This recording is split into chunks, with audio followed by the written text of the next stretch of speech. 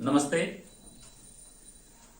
आज मैं कक्षा 10 के स्पर्श भाग 2 के पाठ पर्वत प्रदेश में पावस कविता के महत्वपूर्ण प्रश्नों को लेकर आया हूं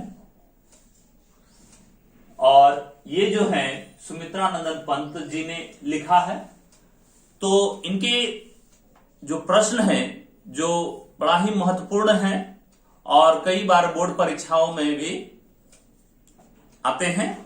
तो सबसे पहला प्रश्न है कि पावस ऋतु में प्रकृति में कौन कौन से परिवर्तन आते हैं, कविता के आधार पर स्पष्ट कीजिए। यानी पावस ऋतु, पावस का अर्थ होता है वर्षा ऋतु में कौन प्रकृति में कौन कौन सा परिवर्तन होता है। ये तो आप स्वयं भी लिख सकते हैं अपने आधार पर कि बारिश के समय में क्या क्या परिवर्तन दिखाई देता है प्रकृति में। तो इसका उत्तर यह भी हो सकता है कि पावस ऋतु में प्रकृति में पृथ्वी हरियाली भी छा जाती है, पृथ्वी में चारों ओर रंग बिरंगे फूल खिल जाते हैं, आकाश में चारों ओर बादल घिरे हुए रहते हैं और बिजलियां चमकती रहती है, बादल गरजते रहते हैं। और यहां जब बारिश होती है तो वहां का जो सौंदर्य होता है वो बड़ा ही मनोहारी और मन को हरने वाला होता है और मन को प्रसन्नचित करने वाला भी होता है। यानी वर्षा ऋतु में कई तरह के परिवर्तन होते रहते हैं, कभी धूप होता है, कभी छांव होता है, कभी हल्की बारिश होती है, कभी बहुत जोरों से बारिश होती है। तो इस तरह से और हमारा जो मन है वो यह देखकर बड़ा ही प्रसन्नचित होता रहता है। दूसरा प्रश्न है, मेखलाकार शब्द का क्या अर्थ है, कवि ने यह प्रयोग क्यों किया है।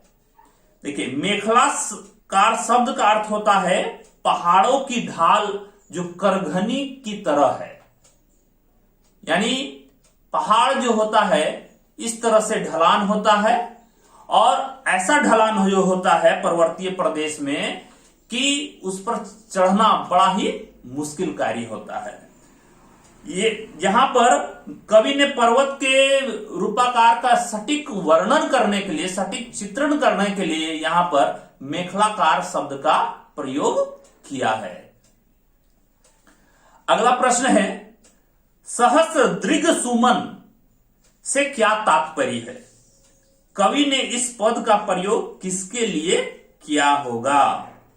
यहां पर सहस्र दृग सुमन, सहस्त्र यानी हजारों, दृग यानी आंखें और सुमन, सुमन अर्थात फूल। यानी पर्वतीय प्रदेश में हजारों रंग बिरंगे फूल खिले हुए रहते हैं। जो कहते हैं कि इस कविता में कवि ने इस पद का प्रयोग यहां पर अपनी आंखों के रूप में किया गया है, जो अपनी आंखों के द्वारा पर्वत के नीचे जो बड़ा सा तालाब है वो दर्पण की भांति अपनी आंखों से अपना चेहरा यानी कि पर्वत का पूरा पहाड़ का क्षेत्र जो होता है वो दिखाई दे रहा है। तो यहां पर इस कविता में जो दृग सुमन का अर्थ कहने का अर्थ है कि आंख के समान फूल यहां पर प्रयोग किया गया है कि अपनी आंखों के द्वारा यानी अपने फूलों के द्वारा ही क्या हो रहा है, अपना आकार है सो दर्पण यानी तालाब रूपी दर्पण में अपना चेहरा पर्वत है सो देख रहा है। अगला प्रश्न है, कवि ने तालाब की समानता किसके साथ दिखाई है और क्यों। इससे पहले भी मैं बताया कि तालाब का यहां अर्थ एक बहुत बड़ा तालाब है और उसको दर्पण की तरह यहां प्रयोग किया गया है। यहां पर कहा गया है किसके साथ, दर्पण के साथ यहां पर समानता की गई है कि जिस तरह से दर्पण साफ सुथरा होता है, अपना चेहरा हम लोग देखते हैं, उसी प्रकार तालाब भी है जो स्वच्छ पानी में हमारा चेहरा भी दिख जाता है। इसलिए यहां पर दर्पण के रूप में प्रयोग किया है। उसके बाद है अगला प्रश्न कि पर्वत के हृदय से उठकर ऊंचे ऊंचे वृक्ष आकाश की ओर क्यों देख रहे थे और वे किस बात को प्रतिबिंबित करते हैं।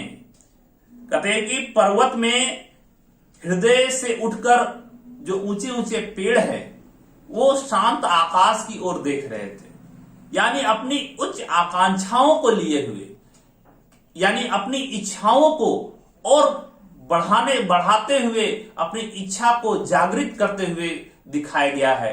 और यहां पर उस पेड़ का जो उच्च आकांक्षा है ये मनुष्य की उच्च आकांक्षाओं के प्रतीक है। जो जिस तरह पेड़ जो है अपनी ऊंची आकांक्षाओं को देखता है, उसी प्रकार मनुष्य भी अपने मन में जो इच्छाएं होती है और अधिक पाने की शक्ति होती है, इच्छा होती है, उसको जागृत करता है और अपने लक्ष्य को प्राप्ति करता है। उसके बाद है साल के वृक्ष भयभीत होकर धरती में क्यों धंस गए। यहां पर पहले भी बताया कि जब बारिश हो रही थी पर्वत प्रदेश में, तो बारिश का इतना तेज था कि जमीन को धंस रहा था, जमीन भी धंस रहा था, और जिसके कारण क्या हो रहा है, साल का वृक्ष भी धंस रहा था, यानी इतनी तेज गति थी। तो वर्षा होने पर जैसे कि इंद्र देवता कोई जादूगरी का खेल खेल रहा हो, इस प्रकार दिखाई देता है। और तालाब भी जल रहा है जिससे क्या होता है, धुआं भी उठता हुआ दिखाई देता है। यहां पर कहते हैं साल का वृक्ष भयभीत हो रहा है कि ताल में धुआं उठ रहा है और इंद्र देवता कई तरह के रूप परिवर्तित कर रहे हैं। तो इस कारण क्या हो रहा है, साल के जो वृक्ष है वो डरा डरा सा भयभीत होकर धंस रहा है, जैसे कि जमीन में धंस गया हो। अगला प्रश्न है झरने किसके गौरव का गान कर रहे हैं। बहते हुए झरने की तुलना किससे की गई है। तो इसका उत्तर होगा कि झरने पहाड़ के गौरव का गान कर रहे हैं। यानी पर्वतीय प्रदेश में पावस ऋतु का समय क्या होता है, पर्वत में हजारों रंग बिरंगे फूल खिले हुए होते हैं और सुमन जो है पहाड़ के नेत्रों के समान लगते हैं, जिनकी सहायता से पहाड़ अपने चरणों में जो स्थित तालाब है, वो तालाब जो है एक दर्पण की भांति अपने चेहरे को देख रहा हो और वह अत्यंत ही आकर्षित और मनमोहक होता है।